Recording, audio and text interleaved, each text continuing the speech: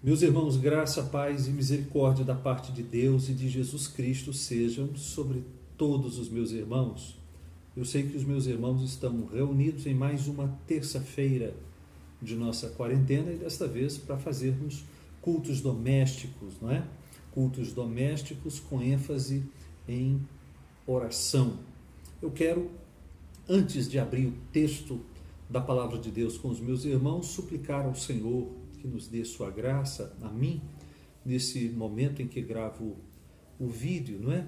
E como também aos meus irmãos. A minha súplica a Deus é que esse vídeo seja útil de alguma maneira à edificação dos meus irmãos e que componha de maneira adequada esse momento de culto doméstico.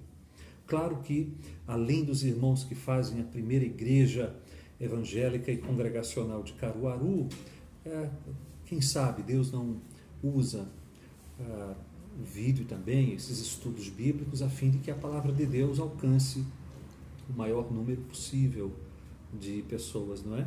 Vamos falar com Deus nesse momento. Senhor, nós te buscamos nesta hora, suplicamos de ti tua bênção, tua graça. Pedimos, Senhor, de tua parte, que tu nos acompanhes, a mim, nesta gravação, enquanto falo aos meus irmãos, enquanto recebem a palavra de Deus, enquanto recebem os estudos e as exposições bíblicas, pedimos que a palavra de Deus chegue aos meus irmãos, acompanhada do poder do teu Santo Espírito. É a súplica humilde que o teu povo te faz em nome de Jesus. Amém e amém.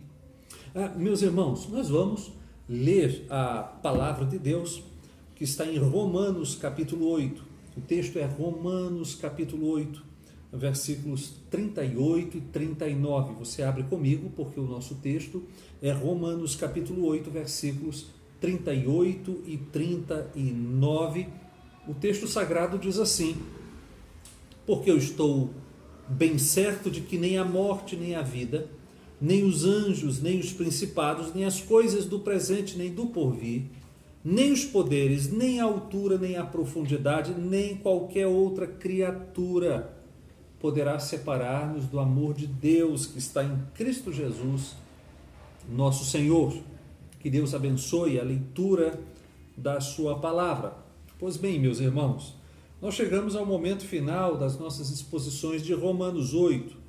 O capítulo iniciou dizendo que nenhuma condenação há para os que estão em Cristo Jesus e termina com a afirmação mais clara e mais contundente sobre a invencibilidade do amor de Jesus Cristo, sobre a impossibilidade de nos separarmos do amor de Jesus Cristo. Lembremos-nos que a última das perguntas do último parágrafo desse capítulo foi: quem nos separará do amor de Cristo, no versículo 35. A questão é: seria possível que alguma forma de sofrimento, tribulação, angústia, perseguição, fome, nudez, perigo ou espada nos separasse do amor de Jesus? A resposta do apóstolo é um sonoro não. Pelo contrário, em todas estas coisas significam tribulação, angústia, perseguição, fome, nudez, perigo, espada. Em todas estas coisas somos mais do que vencedores por meio do seu amor, por meio do amor de Jesus. Versículo 37. Então, a conclusão preliminar é a seguinte: nenhuma forma de sofrimento pode ou poderá nos separar do amor de Jesus. Isso significa que não importa o que nos aconteça, porque Ele nos ama, nós o amaremos sempre. É verdade. A palavra de Deus diz que a vitória, que a vida está reservada àquele que perseverar até o fim. Aquele que perseverar até o fim será salvo. E como é que nós podemos afirmar com certeza, com segurança, a nossa salvação, se nós encontramos a informação bíblica de que somente aquele que perseverar até o fim será salvo? Ora, nós podemos afirmar a nossa segurança em Jesus Cristo, porque estamos certos de que haveremos de perseverar até o fim. E como é que nós sabemos que poderemos e que iremos finalmente ser crentes até o final? Nós sabemos disso porque nada poderá nos separar do amor de Jesus. Pelo menos por enquanto, nenhum tipo de sofrimento. Agora, uma vez que já está estabelecido que o sofrimento não nos separa do amor de Jesus, existe ou existiria, além do sofrimento, algo ou alguém, ou um estado, ou uma dimensão, o que quer que seja, ou quem quer que seja, que possa nos separar desse amor? Ou pelo menos em que ou em quem pudéssemos levantar algum tipo de dúvida? A resposta da passagem é definitivamente não. Não existe nada, nem sofrimento, nem nada que tenha a mínima chance de nos separar do amor de Jesus, ou que pelo menos seja objeto de questionamento, como se nós pudéssemos dizer: nada pode nos separar do amor de Jesus, salvo uma leve dúvida com respeito a isso, ou com relação àquilo, a esse ou àquele. Não. A resposta é nada. Não existe nada, nem sofrimento, nem nada que possa nos separar do amor de Jesus. É o que Paulo diz, versículo 38, porque eu estou certo. Atenção para isso, não é? Essa é mais uma afirmação em que o apóstolo não permite espaço para dúvida. Uma afirmação semelhante àquela do versículo 18, porque para mim tenho por certo que o sofrimento do tempo presente não pode ser comparado com a glória que há de ser revelada em nós. Ou uma afirmação semelhante à do versículo 28, sabemos que todas as coisas cooperam para o bem daqueles que amam a Deus, que são chamados segundo o seu propósito. Então, é isso que nós temos, é esse tipo de afirmação de convicção plena que existe aqui no versículo 38, porque eu estou certo. Agora, a respeito do que o apóstolo tem tanta certeza? A sua certeza é que não apenas o sofrimento, mas que nada pode nos separar do amor de Jesus. E para deixar essa verdade muito clara, assim, sem nenhuma sombra de dúvida, Paulo faz uma lista, nos versículos 38 e 39, uma lista composta por 4 pares, consistentes de palavras antagônicas, uma em oposição à outra, além de uma citação isolada e de um termo genérico, todo inclusivo, ao final. Esse é o esforço do apóstolo para incluir de maneira exaustiva qualquer coisa que nós pudéssemos levantar. Esse é o modo de dizer que tudo mais poderia ser imaginado ou imaginável e ainda assim poderia constar na lista. Esse é o modo de dizer que nada do que nós pudéssemos ainda pensar, ou imaginar, ou incluir, poderia nos separar do amor de Jesus, porque essa é uma lista que o apóstolo não quer permitir nenhuma exceção. Vamos dar uma olhada na lista? Paulo diz assim: porque estou bem certo de que nem a morte nem a vida. Esse é o primeiro par de antíteses. Nem a morte nem a vida. Não importa se vivemos ou se morremos. O amor de Jesus continua o mesmo. Paulo já disse em outro lugar que o viver é Cristo e o morrer é lucro. E ele continuou dizendo: nem os anjos, nem os principados. Se nós levarmos em consideração que os pares contêm uma realidade que é o contrário da outra, é possível que esse par signifique nem anjos bons, anjos que anjos eleitos que mantiveram seu estado original, nem demônios, nem anjos caídos, né? Então, talvez esta antítese, nem os anjos, nem os principados, talvez signifique nem os anjos, nem os demônios, isto é, nenhum tipo de anjo, ainda que pregue outro evangelho, como aquela situação hipotética levantada em Gálatas, capítulo 1, versículo 8, nenhum tipo de anjo e nenhum tipo de demônio, ainda que travestido de anjo de luz, pode nos separar do amor de Jesus Cristo. A terceira antítese diz, nem as coisas do presente nem do porvir. Esse par consiste de uma dimensão linear, uma dimensão temporal. As coisas do presente, por mais difíceis que sejam, não nos separam do amor de Jesus, nem as coisas do futuro, as previsíveis ou as imprevisíveis, as eventuais ocorrências do futuro tampouco nos separam do amor de Jesus. O amor de Jesus nos ajuda, meus irmãos, então, a não temer quanto ao presente e a não andarmos preocupados quanto ao futuro. E aí nós temos um item inserido isoladamente, nem os poderes. Um dos possíveis significados é ver o vocábulo como sinônimo de milagres ou de obras poderosas, caso em que Paulo estaria dizendo que nenhuma obra milagrosa das trevas, nenhum milagre com a pretensão de levar-nos ao engano, teria a capacidade, o poder de nos separar do amor de Jesus. Ou, alternativamente, Paulo poderia estar aqui ainda pensando em agentes pessoais, se nós pensarmos que a última expressão é nenhuma outra criatura. Depois nós temos nem altura nem profundidade. Esse par retrata a dimensão espacial. Ao lado de nem as coisas do presente nem do porvir, a conclusão é que nem a dimensão temporal, nem a dimensão espacial poderão nos separar do amor de Jesus. Então, nem importa o que nos ocorra, nem para onde nos conduzam. Em todos os momentos e em todos os lugares, sempre haveremos de estar debaixo do amor de Jesus.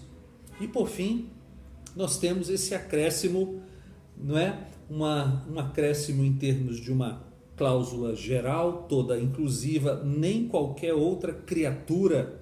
Esse acréscimo visa exatamente evitar nós pensarmos que haja alguma exceção para a regra da invencibilidade do amor de Jesus. Dá para os meus irmãos perceberem isso? A invencibilidade do amor de Jesus, a impossibilidade de sermos separados do amor de Jesus por meio de uma lista que se pretende exaustiva, toda inclusiva. É como se Paulo estivesse dizendo assim para nós. Pense em alguma coisa que você acha que poderia separar você do amor de Jesus? Pois bem, considere na lista, para que você chegue à conclusão, por fim, que o amor de Jesus por você é invencível. É invencível.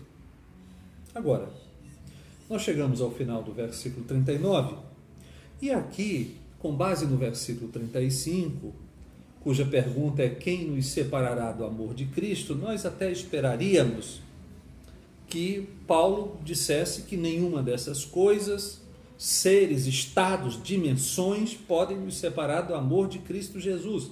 Eu repito, à luz do versículo 35. Mas Paulo diz que nenhuma dessas realidades pode separar-nos do amor de Deus que está em Cristo Jesus, nosso Senhor. Portanto, nós ficamos sabendo que o amor referido não é apenas o amor de Jesus, é também o amor do Pai. Nada nos separa do amor do Pai, que não poupou a Jesus, antes o entregou por todos nós. Paulo já havia dito neste capítulo. Assim como nada nos separa do amor de Jesus, que se entregou, que entregou a si mesmo por todos nós. Embora o amor do Pai seja distinto do amor do Filho, esses amores são inseparáveis. O Pai ama a quem o Filho ama a quem o Pai ama. Ademais disso, meus irmãos, o amor do Pai, do qual não podemos separar-nos, é dispensado com exclusividade por meio do Filho. Nós somos amados pelo Pai no Filho, em Cristo. E por isso Paulo fala do amor do Pai que está em Cristo, em um tom de exclusividade. O amor do Pai está em Cristo, reside em Cristo, é dispensado em Cristo e em ninguém mais. E nós até poderíamos acrescentar, com base em Romanos capítulo 5, versículo 5, que o amor do Pai que está no Filho, por fim, é derramado em nós, é derramado em nosso coração pelo Espírito Santo. Isso está em Romanos capítulo 5, versículo 5. Os meus irmãos se recordam, o amor de Deus é derramado em nosso coração pelo Espírito Santo. Então, chegamos ao final de Romanos 8. E qual é a conclusão desta passagem?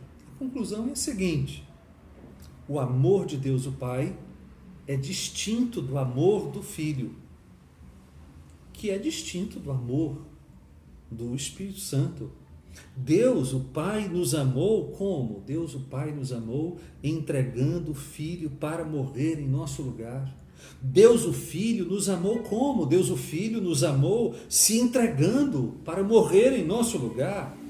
E Deus, o Espírito Santo, nos amou como? Deus, o Espírito Santo, nos amou vindo habitar-nos, meus irmãos, e derramando o amor do Pai e do Filho em nosso coração. O amor do Pai, do Filho e do Espírito, embora distintos, eu preciso enfatizar isso, são inseparáveis e andam sempre correlacionados. O amor do Pai é dispensado somente através do Filho e derramado somente através do Espírito Santo. E como é esse o caso, se pode dizer com certeza sobre a invencibilidade do amor da Trindade. Não é possível sermos separados por nada, nem ninguém, nem coisa alguma, do amor do Pai, que entregou o seu próprio Filho por nós, nem do amor do Filho, que se entregou, que entregou a si mesmo por nós, nem do amor do Espírito, o agente divino que derrama o amor da divindade em nosso coração e que em nós habita. Note, tenha absoluta certeza que não é possível o meu querido irmão ser separado do amor da Trindade. O amor da Trindade é absolutamente invencível. E como é esse o caso, eu diria para você, meu irmão crente, você crente, descanse, fique em paz. E, além disso, deleite-se no amor de Deus e viva para Deus em gratidão a Ele. Esteja certo do amor dele por você e se entregue totalmente a Ele. E viva somente para Ele. É aqui que eu deixo os meus irmãos no ponto final das nossas exposições a Romanos capítulo 8, em nossas terças-feiras de quarentena. Vamos orar, falar com Deus. Pai de amor, nós te agradecemos porque Tu nos tens dado a Tua palavra, Senhor, e eu te peço de maneira, ó Deus, humilde, eu te clamo, na verdade, eu te peço intensamente que, apesar de quem eu sou, apesar das minhas limitações, o Senhor use a sua palavra e não a permita voltar vazia. Permita que ela cumpra o seu ministério, cumpra a sua vocação, porque a palavra de Deus não está presa. Nós oramos em nome de Jesus Cristo. Amém e amém.